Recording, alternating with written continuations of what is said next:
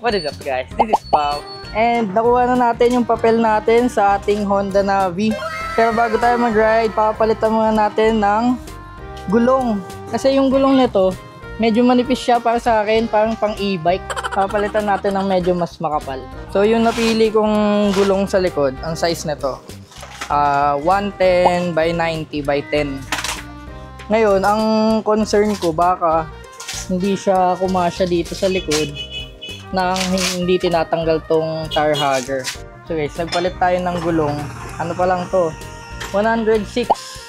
Yung odo niya 106. Ito yung pang e-bike. Ito yung stock. Ito yung 110/90. Medyo magkasing taas lang din naman sila. Pero ito mas malapad. So feeling ko kakasya naman to sa fender natin sa tire hugger. Medyo mas confident na tayo sa mga basa. So, ito yung sa front. Medyo mas lumiit siya, pero mas kumapal. Mas maganda. Sa front nung nipis eh. So, medyo makapal. Okay, walang sayad sa front. Ito na. Tingnan natin dito na magkakaalaman kung sasabit or hindi.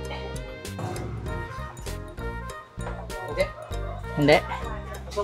Pasok daw, sabi ni Kuya Alden. Pasok! Okay, so plug and play lang yung 110/90 sa likod. Pao Pascual.